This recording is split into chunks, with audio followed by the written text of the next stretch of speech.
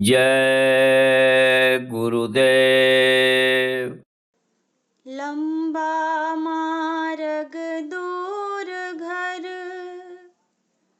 बिकट पंथ बहुमार। कहो संत क्यों पाइए, दुर्लभ हरि दीदार।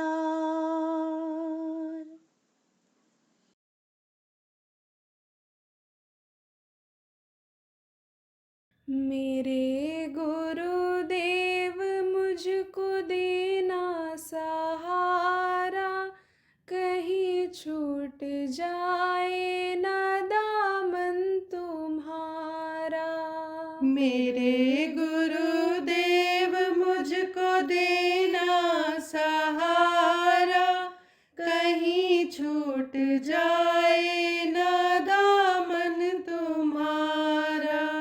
इशारे से मुझको बुलाती है दुनिया, इशारे से मुझको बुलाती है दुनिया। तेरे रास्ते से हटाती है दुनिया, तेरे रास्ते से हटाती है दुनिया। ना देखूं दुनिया का झूठा इशारा, कहीं छूट जाए ना दामन तुम्हारा। ना देखूं दुनिया का झूठा इशारा, कहीं छूट जाए ना दामन तुम्हारा।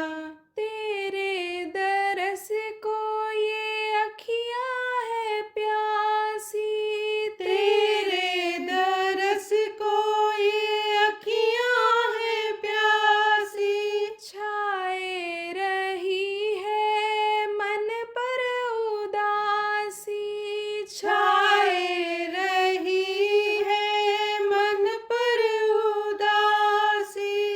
दरस दिखा दो स्वामी, सुन लो पुकारा, कहीं छूट जाए ना दामन तुम्हारा। दरस दिखा दो स्वामी, सुन लो पुकारा, कहीं छूट जाए ना दामन तुम्हारा। तेरी विरह में दाता नींद न आती, तेरी विरह में दाता नींद न आती। रात दिवस तेरी याद सताती, रात दिवस तेरी याद सताती। जल्दी पधारो स्वामी, सुन लो पुकारा, कहीं छूट जाए ना दामन तुम्हारा। जल्दी पधारो स्वामी, सुन लो पुकारा, कहीं छूट जाए ना दामन तुम्हारा। मेरी तो नैया मालिक भंवर में पड़ी है, मेरी तो नैया मालिक भंवर में पड़ी है। तुम्हारे सिवाय अब किसको पड़ी है, तुम्हारे सिवाय अब किसको पड़ी है। दया करके मुझको लगा दो किनारा, कहीं छूट जाए ना दामन तुम्हारा। दया करके मुझको लगा दो किनारा, कहीं छूट जाए ना दामन तुम्हारा। मेरे गुरुदेव मुझको देना सहारा, कहीं छूट जाए ना दामन मेरे गुरुदेव मुझको देना सहारा, कहीं छूट जाए ना दामन तुम्हारा। जय गुरुदेव। जय गुरुदेव।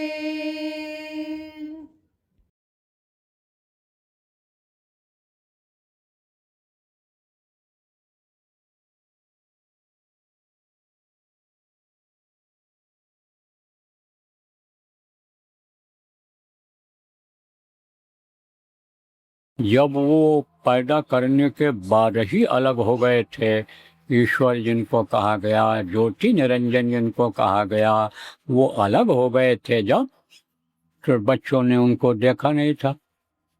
तो इन लोगों ने कहा मैं पिता का दर्शन, माताजी पिताजी कौन है हमारे?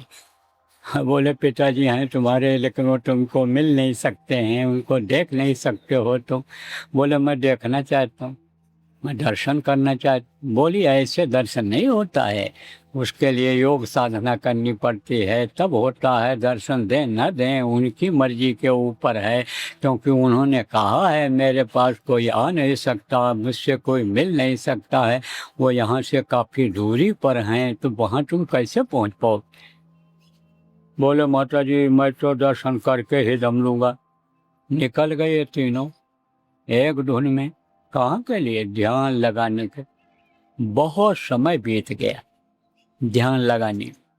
जब काफ़ी समय बीता तब विष्णु और शिव तो लौट करके माँ के पास आ गए कि माँ आप सही कह रही थी, बहुत प्रयास किया और दर्शन नहीं हो पाया।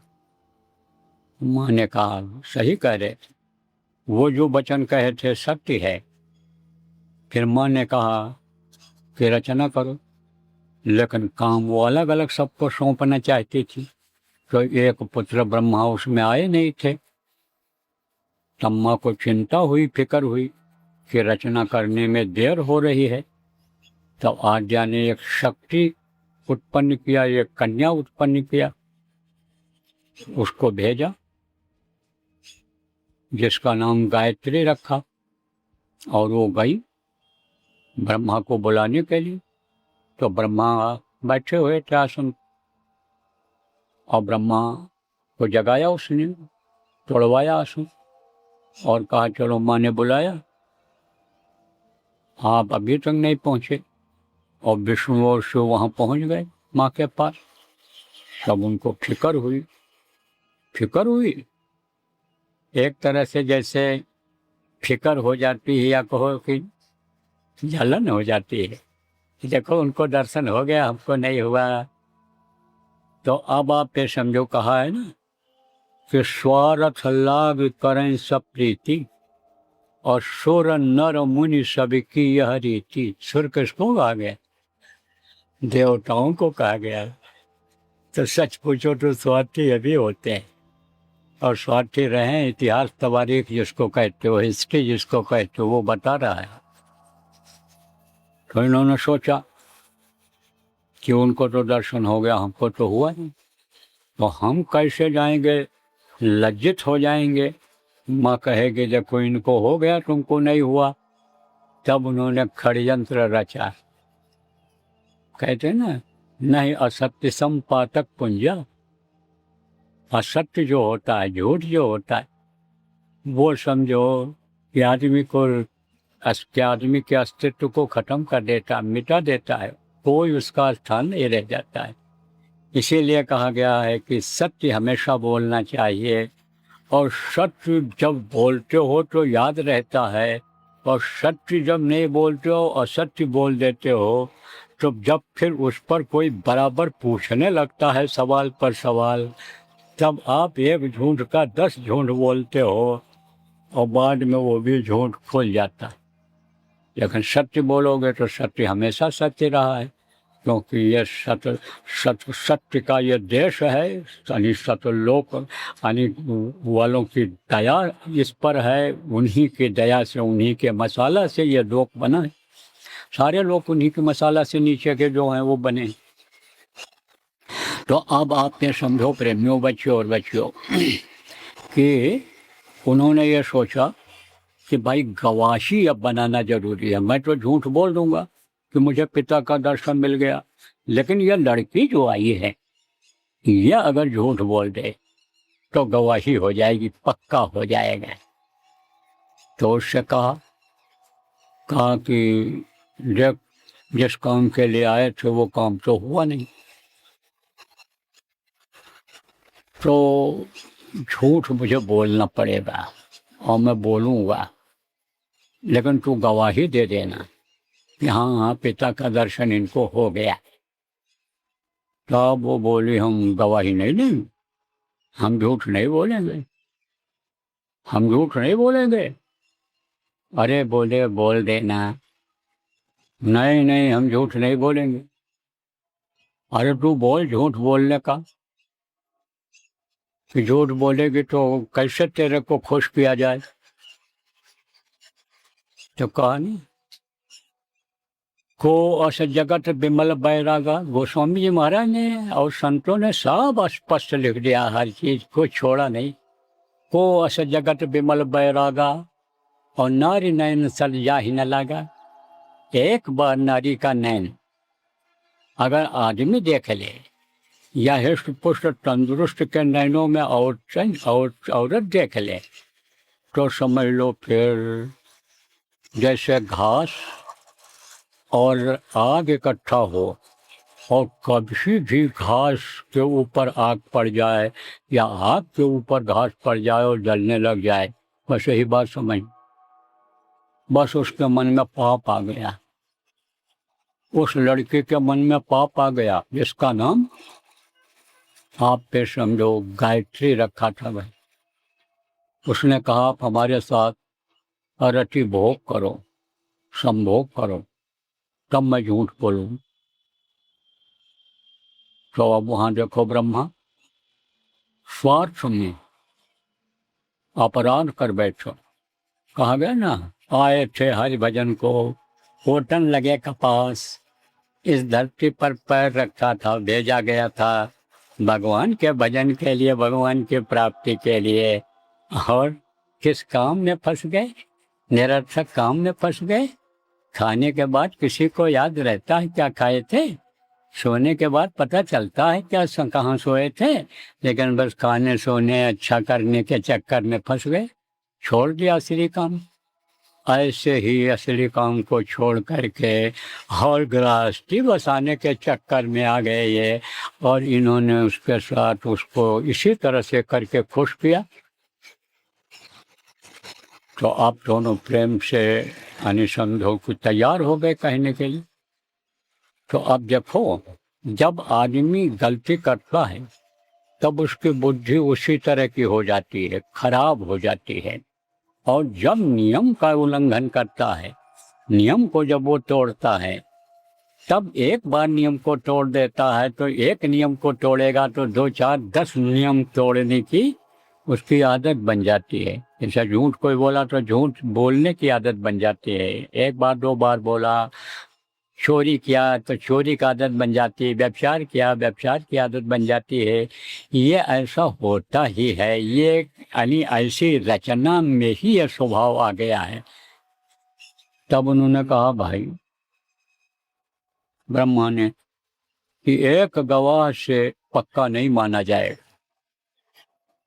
2 गवाह होना चाहिए। तो कुछ दिन के बाद गर्भ धारण कर लिया उसने, और एक लड़की नहीं। फिर क्या हुआ कि फिर अपनी शक्ति से इन्होंने, अपनी ताकत से इन्होंने यानी एक कन्या को पैदा किया, जिसका आप ये समझो कि नाम सावित्री रखा। और दोनों कन्याओं को लेकर, दोनों औरतों को लेकर के वहां पहुंच गए। तो माँ ने देखा तो कहा एक को मैंने भेजा था, ये दूसरी कौन है। अब ब्रह्मा ने कहा माता से कि पिता का दर्शन हो गया, दिव्य रूप मैंने देख लिया उनका। तो उनको बड़ा अचरज हुआ, आश्चर्य हुआ माँ को, कि उन्होंने कहा था कि मेरा दर्शन कोई कर नहीं सकता, और ये दोनों बेटा मेरे कह रहे हैं कि मुझे नहीं हुआ, और ये कह रहा है हो गया। तब उन्होंने ध्यान लगाया, और ध्यान लगाया तो इनके सारे काले कारनामे सामने आ गए, एकदम से जैसे सिनेमा की रील चलती है ऐसे चल जाती है। आप बहुत से लोग कहते हो कि हम कर्म कर रहे हैं, कोई देख नहीं रहा है, लेकिन जिसको नहीं देख पा रहे हो उसके कैमरे में ये सब कैद हो रहा है। यम की अदालत में जब पेश किया जाओगे तो क्या जवाब दोगे वहाँ? और अगर झूठ बोलोगे तो दिखा देगा इससे। यह बातें जो सत्संग में बताई जाती हैं, इसके लिए आप ये कहोगे कि हमको किसी ने बताया नहीं, तो ऐसा रील दिखा देगा कि देखो बाबा ये बोल रहे हैं, या लाउड स्पीकर लगा है और ये देखो लाखों की संख्या में लोग बैठे हुए हैं। आप क्या जवाब दोगे? आप ऐसे ही सारा रील आ गया उनके सामने।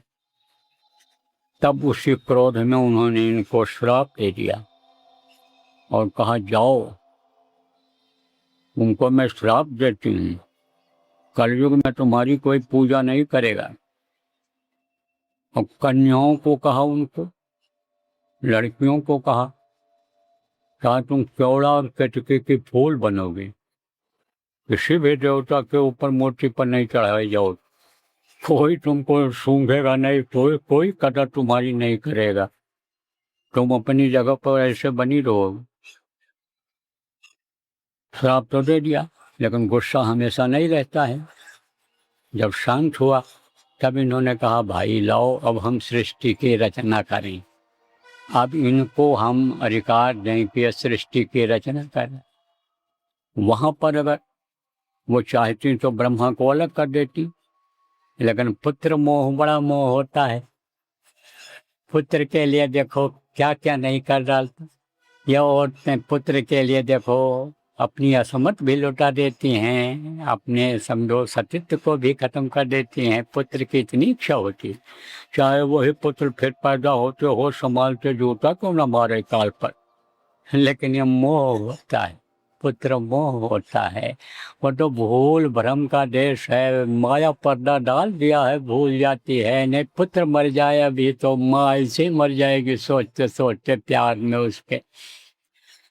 तो पुत्र मोह में इनको क्या काम दिया? सृष्टि के निर्माण का, और विष्णु को दिया पालन का, और शिव को दिया संहार का काम।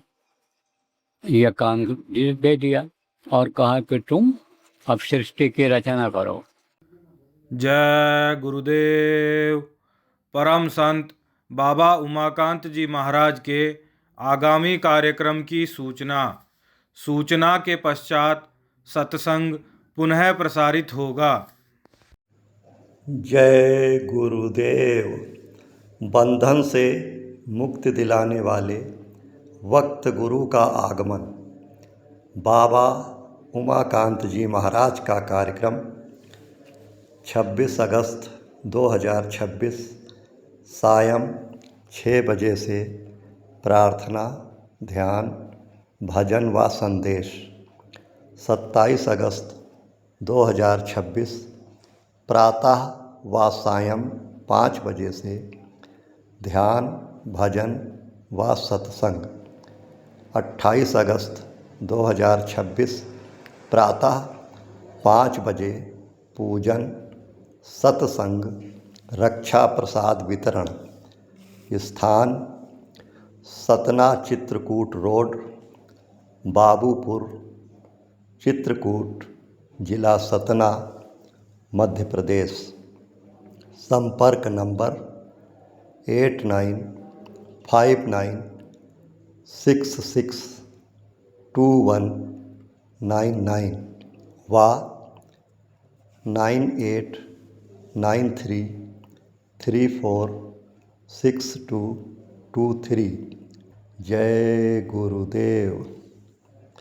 तो इन लोगों ने क्या किया? अंडज, पिंडज, उखमज और अस्थावर ये 4 खान बनाए।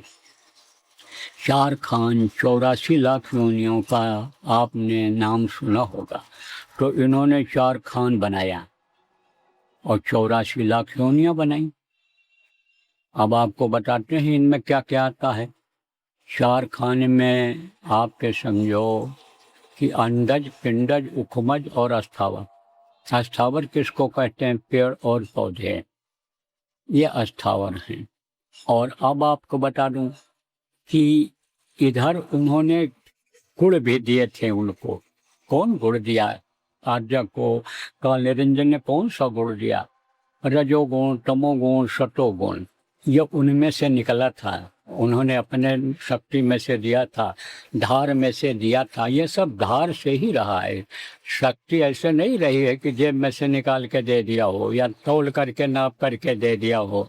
जैसे ये बिजली का तार होता है, ये तो आप समझो जो ऊपर से रबर लगा रहता है, ये तौल के ले आओ या नाप के ले आओ, लेकिन अंदर में जो तार रहता है जिसमें करंट प्रवाहित होता है, आप ये समझो पावर उसमें होता है। ऐसे शक्ति दे दिया इनको, तीन दे दिया अपने में से निकाल करके, रजोगुण, तमोगुण और सतोगुण। इसी में से यह 5 तत्व निकले थे। सबसे पहले आप ये समझो आकाश और अग्नि थे, और उसके बाद में फिर आप ये समझो वायु और जल और पृथ्वी, ये 5 तत्व बने थे। तो इन्हीं तत्वों में से एक तत्व लेकर के शिव ने 30 लाख अस्थावर बनाए। पेड़ पौधे जिनको कहते हो, वनस्पतियाँ जिनको कहते हो, वो उन्होंने बनाया शुरू में। उसके बाद में 27 लाख विष्णु ने, आप ये समझ लो कि उखमज बनाए। उखमज किसको कहते हैं? जो मनुष्य के पसीने से पैदा होते हैं, उखमज होते हैं। 2 तत्व लेकर के उसमें केवल 2 ही तत्व होते हैं, जल तत्व और आप ये समझो पृथ्वी तत्व ये होते हैं। और उसमें केवल पृथ्वी तत्व होता है जड़ में, यानी पेड़ पौधे। तो उन्होंने बना दिया। ये मनुष्य के पसीने से पैदा होते हैं, गंदगी से पैदा होते हैं, पतंगे हैं, कीड़े हैं, आप समझो खटमल हैं, जू हैं, ये सब उखमज में आती। और अंडज बनाया। किसने बनाया? यह बनाया आप समझो आद्या ने। कितना अंडज बनाया? 14 लाख। 14 लाख अंडज बनाया, 3 तत्व निकाल करके उसमें से ले करके। और क्या बनाया आद्या ने? 9 लाख जल के जीव। ये सब मिला करके 23 लाख आद्या ने ये बनाया, जल के जीव और अंडज ये बनाया। और उसके बाद में ब्रह्मा ने आप समझो 4 लाख पिंडज बनाए। पिंडज में 2 श्रेणी आती है। आप ये समझो कि जो झिल्ली में पैदा होते हैं वो पिंडज कहलाते हैं। माँ के पेट में कैसे बच्चा बनता है अभी आपको बताता हूँ। तो जो ये 4 तत्व वाले हैं, जैसे गाय है और आप समझो भैंस है, इस तरह के जो बड़े जानवर हैं, ऊँटिन है, ये सब है, इनके बच्चे जो पैदा होते हैं उनमें वो झिल्ली में पैदा होते हैं। आप समझो सीधे ऐसे साफ सुथरा नहीं निकलते हैं, झिल्ली में पैदा होते हैं। वो झिल्ली हटती है, समझा? तभी ये देखो दाई धो करके, मांझ करके, साफ करके, नाभि मुंह में रहता, मल ऐसे डाल करके मुंह से निकालती है। माँ के पेट में गंदगी ही गंदगी रहती है, तो इसे निकालती है, सब साफ करती है। जो दाई होती है, नर्स होती हैं, वो करती हैं जब बच्चा पैदा होता है। तो अब आप ये समझो प्रेमियों, बच्चियों और बच्चियों कि यह भी पिंडज में आते हैं, लेकिन इनमें 5 तत्व नहीं होते हैं। आकाश तत्व इसमें सबसे प्रमुख है। आकाश तत्व से बुद्धि बनती है, उनमें बुद्धि नहीं होती है। और अगर होती है तो बहुत नाम मात्र के लिए होती है, काम चलाऊ होती है, कि जिससे वो उनको भान हो जाए कि अब लेट्रिन करना है, अब पेशाब करना है। केवल भान के लिए, ज्ञान के लिए, महसूस होने के लिए, वो आदत में लाने के लिए खाली बुद्धि होती है, बाकी बुद्धि नहीं होती है जैसे मनुष्य में होती। तो मनुष्य बनाया। यानी तैयार किया। तो बच्चे कैसे बनते हैं माँ के पेट में, ये भी आपको बता दें। माँ के पेट में यानी समझो कि शक्तियाँ रहती हैं, 6 तरह की शक्ति होती है, वो केवल माँ में ही होती है, औरतों में ही होती है। औरत और पुरुष के शरीर में बनावट में अंतर है, तो केवल उन्हीं में होती है। और जिनमें उनमें की भी से भी कमी होती है, उनमें भी कमी हो जाती है। आप ये समझ लो उनके बच्चे जो नहीं पैदा होते, जो पढ़े लिखे लोग हो, आप जानते हो इस समय लोग बहुत यानी समझो कि लिंग परिवर्तन कर रहे हैं। एक फैशन बन गया पैसे वालों के लिए, लड़की लड़का बन जा रही है और लड़का लड़की बन जा रहे हैं। लेकिन अगर कोई लड़का लड़की बन गया और कहा बच्चा पैदा कर लेंगे तो बच्चा नहीं पैदा कर सकता। बाकी तो लड़की का सब काम करेगा, लेकिन बच्चा नहीं पैदा करेगा। कितना भी पुरुष से संपर्क कर ले, वो शक्तिशाली हो, कितना भी आप ये समझो कि ऊर्जा वाला हो, कितना भी शुक्राणु हो उसके, लेकिन गर्भाशय ही नहीं रहे। जहाँ पर ये रज और बीज इकट्ठा होते हैं वही नहीं बने, और तो वो औरत बन गई, लेकिन वो जो रज इकट्ठा होना चाहिए बच्चा पैदा करने वाला, वो नहीं रहता। देखो जिसके बच्चे नहीं पैदा होते हैं, डॉक्टर को दिखाते हैं तो कहते हैं कमी है इनके अंदर, पुरुष के अंदर कहते हैं शुक्राणु की कमी है, बाकी कोई कमी नहीं है। खुद भी संतुष्ट रहता है, लड़का लड़की संतुष्ट रहते हैं, लेकिन बच्चे नहीं होते। तो 6 तरह की शक्तियाँ ये प्रदत्त होती हैं। उम्र जैसे जैसे बढ़ती है, इनकी ज़रूरत पड़ती है, तैसे ये शक्तियाँ तेज होती जाती हैं, आती जाती हैं। तो आती रहती हैं, उसमें समाती रहती हैं। तो वो कौन कौन शक्ति है? जन्म, अष्ट, पनामी, वृद्ध और क्षीण, ये 6 तरह की शक्तियाँ होती हैं। और ये 5 तत्व हैं। इसकी रचना पहले हुई, 5 तत्व से ही इसकी रचना हुई। जैसे आपको बताया, एक तत्व से आप देखो ये पेड़ पौधे बनाए गए, सबसे पहले पेड़ पौधे बनाए गए हैं, और 2 तत्वों से उपमज बनाए गए, और 3 तत्वों से ये जल के जीव, और आप ये समझो कि यानी ये अंडे बनाए गए। ये सब आप ये समझो प्रेमियों के 5 तत्वों से मनुष्य के शरीर की रचना हुई। तो ये तत्व पहले बना दिए गए। तो माँ के पेट में ये तत्व रहते हैं, आते रहते हैं, समय पर सब आते रहते हैं। ये जैसे काम है, क्रोध है, लोभ है, मोह है, ये समय समय पर आता है। छोटा बच्चा कामी नहीं होता है, लेकिन उम्र जब बढ़ती है तब उसके अंदर काम वासना आ जाती है।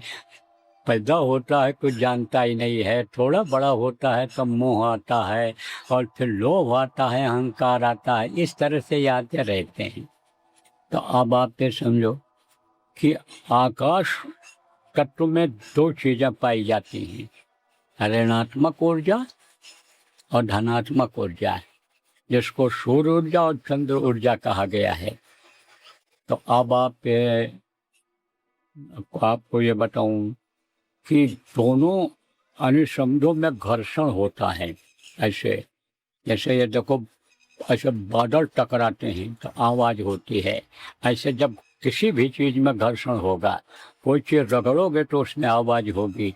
ऐसे जब घर्षण होता है तब ये यानी समझो कि ऊर्जा पैदा होती है। ये देखो प्रेमियों कि ये जो यानी समझो कि ये तत्व जो बनाए गए, उसी तत्वों से ही ये शरीर की रचना हुई है। तो जैसे आप ये देखो, ये यानी समझो कि स्पर्श से यानी समझो कि एक तरह से ऊर्जा पैदा होती है।